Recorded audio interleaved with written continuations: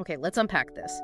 Imagine if simply getting water for your daily needs was this multi-hour journey, maybe a significant financial burden, or even, a direct health risk. Yeah. For millions, this isn't imaginary, it's just daily reality. Mm. So today we're taking a deep dive into a really critical case study from Windhoek, Namibia. We're focusing specifically on the Goreangab informal settlement. Right. And our mission really is to pull out the most important insights from this comprehensive research paper.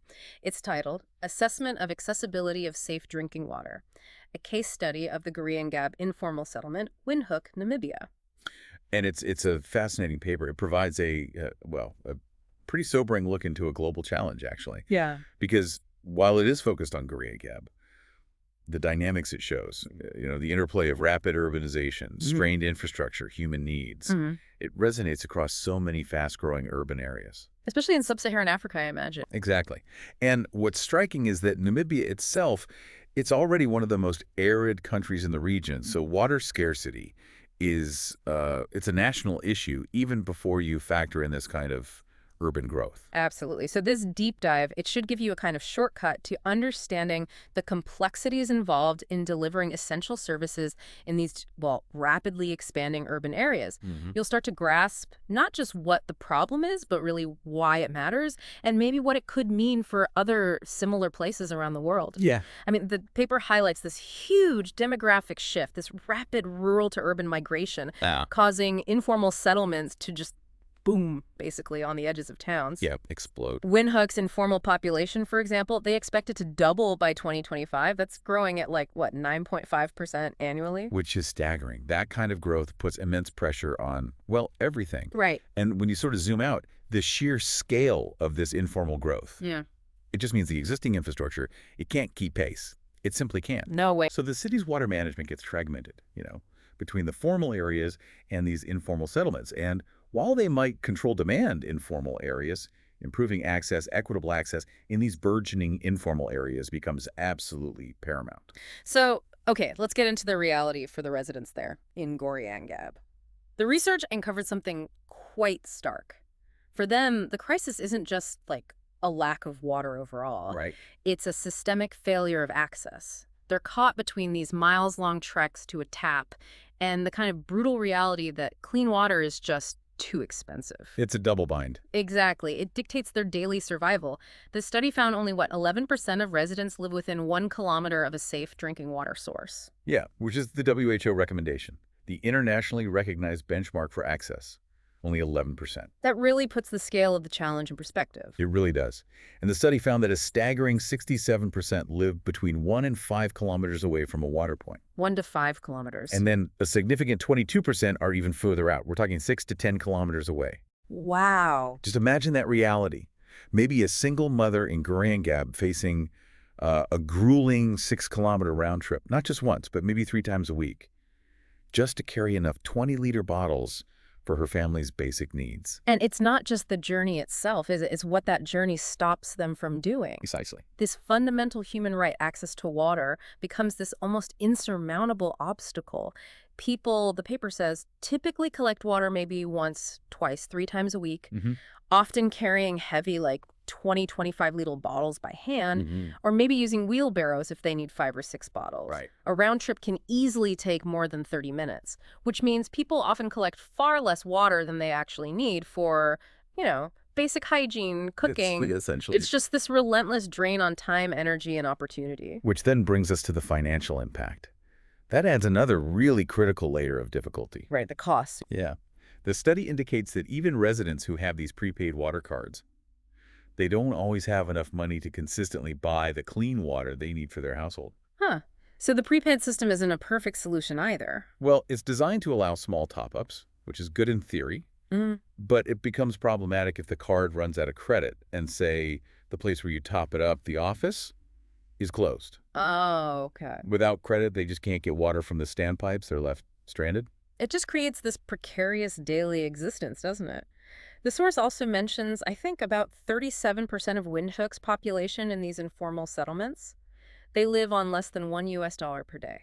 Less than $1 a day. So when you put the cost of water against that, it becomes this exorbitant burden. It does. And this financial pressure, combined with the physical difficulty of getting there, it often pushes people towards really dangerous alternatives. Like the dam water. Exactly. The Goreangab informal settlement is right next to the Goreangab Dam, and there's untreated seepage that flows into the riverbed there. And that water, the paper makes it very clear, is highly polluted, utterly unfit for human consumption. Completely. That's horrifying. And yet, the study found that 11% of those who use the dam water, they still collect it for drinking. 11% for drinking. And a staggering 65% use it for other things like cooking, washing clothes, washing dishes. Mhm. Some even use it for like small business activities, construction, fishing, maybe gardening. Yeah. This isn't just about, making poor choices. It feels like a chilling insight into human desperation, Mhm. where the immediate need for survival just tragically trumps long-term health. It really reveals the true cost of failed infrastructure, doesn't it? Yeah. And it raises a critical question. What does all this mean for finding solutions that actually work, that are sustainable? Right. The research seems to emphasize two major underlying issues here. First, just insufficient water coverage in the area. There's simply aren't enough access points. Okay. And second, the profound inability of poorer residents to consistently pay for the water, even when it is technically available. So, okay, let's try to pull this together. What does this all mean? We've seen that getting safe drinking water in Goreangab is this, multi-layered challenge. Definitely. It's driven mainly by these long distances to water points and, just as importantly, the financial constraints. People can't always afford water from the formal systems. Mm-hmm. And we also explored how the rapid growth of these informal settlements, the limitations of the prepaid water systems, and then the tragic appeal of unsafe alternatives like the Goreangab Dam, Mm-hmm. they all feed into the problem. And the proposed path forward, it's interesting. It isn't just let's get more water, but more like smarter water management. Shorter water, okay. Yeah.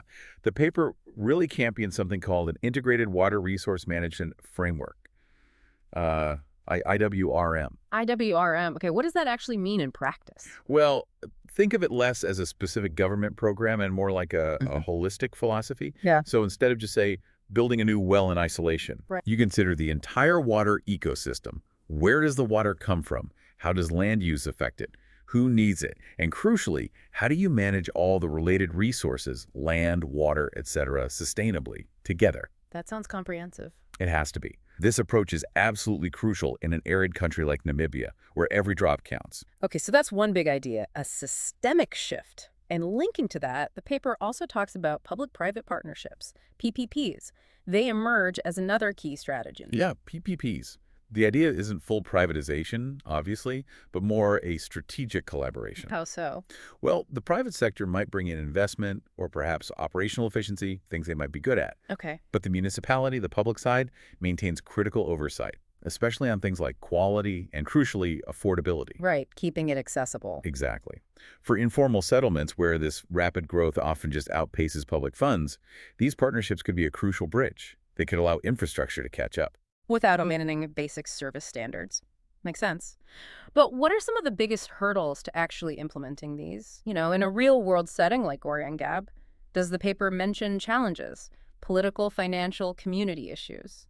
That's a vital question. Mm-hmm. The paper doesn't spell it out explicitly, but it sort of subtly points to the complexities. Balancing public good with private profit is always tricky. Mm-hmm. And the immense challenge of ensuring that affordability stays central, especially for the most vulnerable people. That's key. And community engagement, too.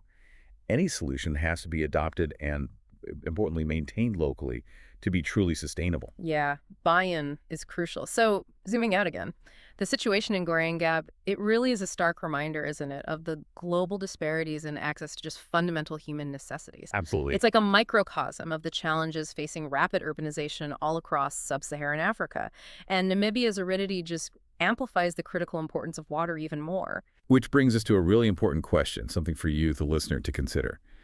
How might the lessons we can learn from Goreangab, regarding this intricate interplay of informal growth, infrastructure challenges, socioeconomic factors, how might those lessons inform approaches to providing essential services in other growing urban centers worldwide? Yeah, and maybe what stands out to you about that delicate balance, the balance between formal planning on one side and the messy realities of informal settlements on the other, especially when we're talking about basic human rights like access to safe water.